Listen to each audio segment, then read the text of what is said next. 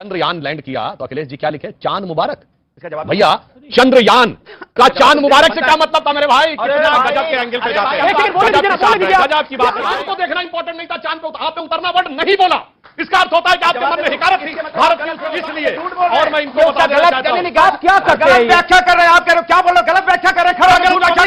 चांद मुबारक लिखा नहीं रहा, चांद पे पकड़ लिया हमने। अब चांद को पकड़ लिया। आपने बोला चांद मुबारक का मतलब ये हुआ, एक सेकंड, चांद मुबारक का मतलब इन्होंने बोला चांद को पकड़ लिया। पकड़ लिया, चांद पे पहुंच गए, चांद पे खड़े हो गए, चांद मेरे पकड़ लिया। बोला कि नहीं बोला? जिन्होंने सुना वो हाथ खड़ा करे। शब्दों को तोड़ते बोला, अरे बोला।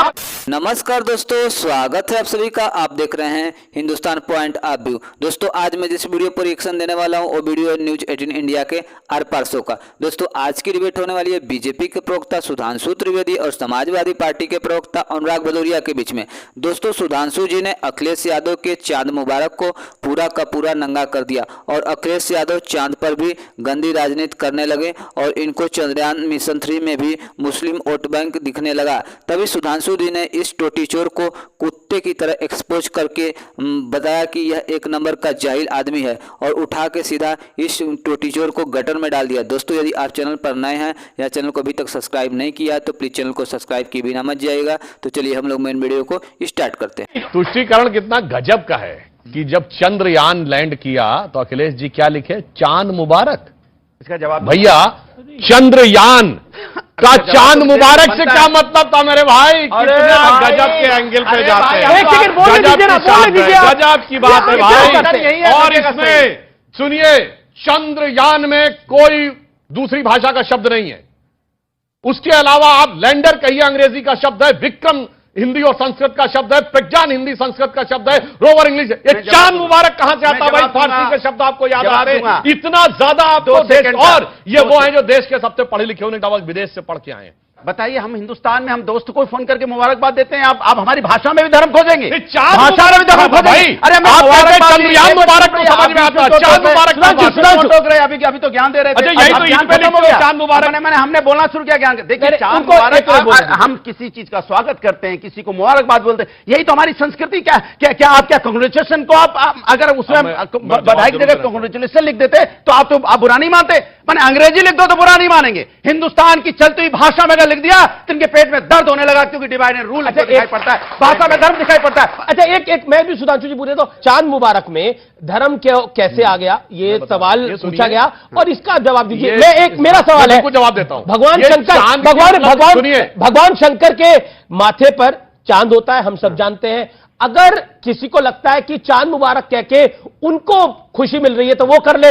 कोई बोले कि भगवान शंकर का आशीर्वाद है, कोई बोले कि उनके धर्म का, तो इसमें क्यों धार्मिक एंगल बता रहा हूं जी? देखिए, जो उस दिन घटना हुई वो चांद को देखना उपलब्धि थी या चांद पे उतरना उपलब्धि थी? तो चांद का मुबारक आप कहते हैं चांद पे उतरना मुबारक, तो भी हम समझ रहे हैं। आप अनुराग, एक मिनट, बार डिस्टर्ब मत करिए, बहुत हो गया।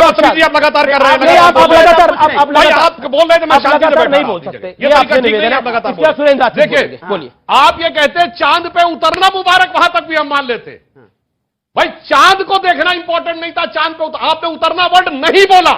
इसका अर्थ होता है कि आपके मन में हिकारत थी भारत की उस व्यवस्था को लेकर, इसलिए। और मैं इनको बता देना चाहता हूं, आप क्या कर रहे हैं? व्याख्या कर रहे हैं, आप कह रहे हो क्या बोलो? गलत व्याख्या कर रहे हैं। चांद मुबारक लिखा नहीं रहा, चांद पे पकड़ लिया हमने। अब चांद मुबारक का मतलब क्या हुआ? चांद को पकड़ लिया। आपने बोला चांद मुबारक का मतलब ये हुआ, एक सेकंड, चांद मुबारक का मतलब इन्होंने बोला चांद को पकड़ लिया। चांद पे पहुंच गए, चांद पे खड़े हो गए, चांद मेरे कब्जे में है, क्योंकि हम चांद पे जा सकते हैं, ये मतलब है। और आप मैं एक सेकंड में किसी की बात नहीं आ रहा। चांद मुबारक का मतलब होता है ईद पकड़ लिया, ईद पे पहुंच गए।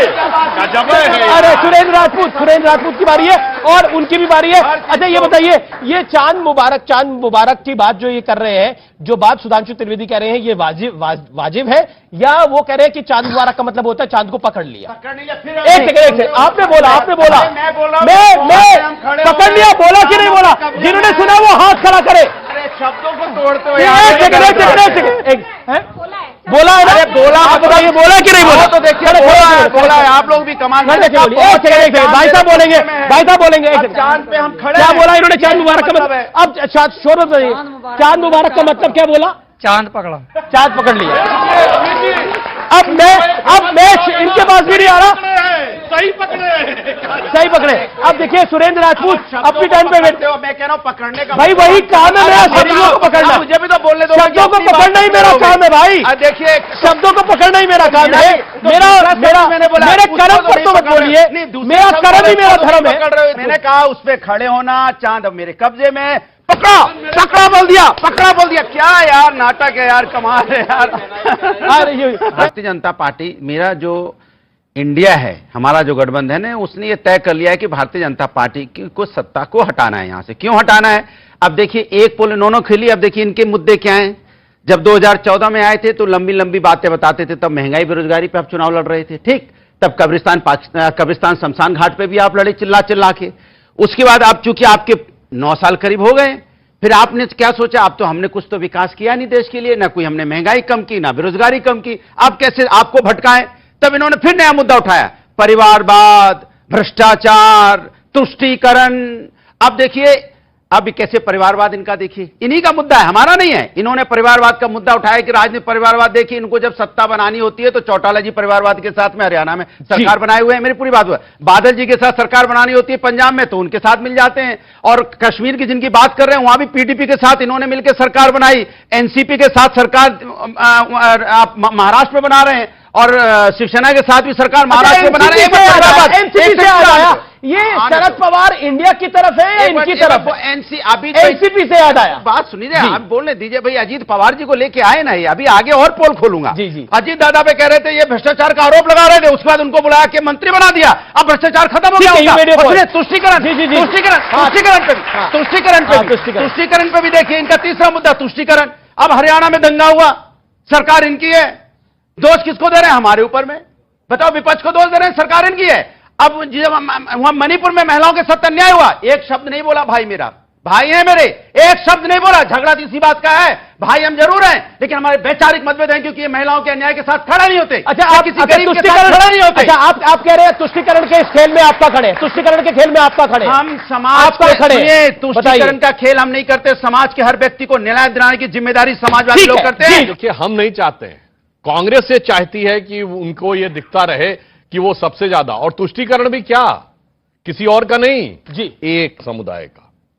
उनको माइनॉरिटी से कोई मतलब नहीं है। मैं ये बात पहले भी कई बार बोल चुका हूं और पुनः कह रहा हूं, इस देश में सबसे शिक्षित, मोस्ट हाईली एजुकेटेड कम्युनिटी कौन है? पारसी। 0.1% की माइनॉरिटी है। सबसे ज्यादा इनकम टैक्स देने वाली कम्युनिटी कौन है? जैन, वो भी माइनॉरिटी है, 1% की माइनॉरिटी है। सबसे इंटरप्रेन्योर वाली कम्युनिटी कौन है? सिख, 1.8% की माइनॉरिटी है। इसकी कभी आपने चर्चा सुनी है कांग्रेस में? मगर माइनॉरिटी में जो प्रचंड मेजॉरिटी है, और उसमें भी इनको मुस्लिम समाज से कोई मतलब नहीं है, इनको सिर्फ उसके कट्टरपंथी तबके से मतलब है। इसीलिए मैं पुनः याद दिलाना चाहता हूं, अगर ये हम पे आरोप लगाने का प्रयास करते हैं तो हमने डॉक्टर कलाम को जब राष्ट्रपति बनाया था, ये सब उनके खिलाफ में क्यों खड़े थे? एक सेकंड, राहुल गांधी ने बोला और उनका बयान आया, भारत में मुसलमानों पे हमले हो रहे हैं, और वो कह रहे हैं मेरी शिकायत गलत नहीं है। मैं याद दिलाना चाहता हूं कि जब राहुल गांधी जी की वो पर्ची फाड़ सरकार चल रही थी, उस समय भारत का कौन सा ऐसा कोना था जहां हमले नहीं हो रहे थे? बताइए, कहां आतंकवादी घटनाएं नहीं हो रही थी? चंडीगढ़ से चेन्नई तक, दिल्ली से लेकर मुंबई तक, गुजरात से लेकर गुवाहाटी तक, हैदराबाद से लेकर बेंगलुरु तक, लखनऊ से लेकर फैजाबाद तक, जयपुर से लेकर नागपुर तक, कहां धमाके नहीं होते थे? तो हमले नहीं हो रहे थे। चलती ट्रेन, चलती बस अड्डे, और कहां कहां लिखा रहता था ट्रेन स्टेशन पे, ये मत छूना, बम हो जाएगा, फट जाएगा, वगैरह वगैरह, तब नजर नहीं आ रहा था। ठीक है जनाब, जो मैंने कहा, कलाम साहब को राष्ट्रपति बनाने के खिलाफ खड़े थे। 15 अगस्त 47 को जो पहली शहनाई बनाई उस्ताद बिस्मिल्लाह खान ने, उनको भारत रत्न 2001 में मिला। 50 साल तक कांग्रेस के कंटिन्यूअस रूल में नहीं मिला, अटल जी की सरकार में मिला। इनको अच्छा और सच्चा मुसलमान नहीं अच्छा लगता है, इनको अपराधी और आतंकवादियों के साथ खड़े होना चाहते हैं। यह सबसे बड़ी विडंबना है। लेकिन राहुल गांधी ने तो किसी का नाम नहीं लिया। मैं सुरेंद्र राजपूत आपके पास आता हूं और आपसे जानना चाहता हूं, इसलिए मैं एक लाइन और कह दूं, इसलिए सर डर सिर्फ अपराधियों और आतंकवादियों को लग रहा है, अच्छे सच्चे देशभक्तों को नहीं लग रहा। ओके, सुरेंद्र राजपूत, ये सुधांशु त्रिवेदी ने लंबा बोला और आपको भी मैं उतना ही चांस दूंगा, और सवाल बहुत सटीक है क्या आपको लगता है कि जो बात राहुल गांधी कह रहे हैं, और वो बात पहली बार नहीं कह रहे, वो विदेश में जाते हैं उस बात को बोलते हैं, देश में रहते हैं उस बात को बोलते हैं, क्या आपको लगता नहीं है कांग्रेस भी एक वोट बैंक की तरफ निशाना साधना चाह रही है?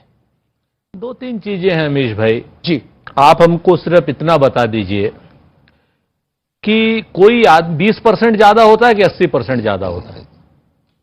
80% ही ज्यादा होता है। बात खत्म। तो कोई आदमी क्या मूर्ख होगा जो ऐसी बात करेगा?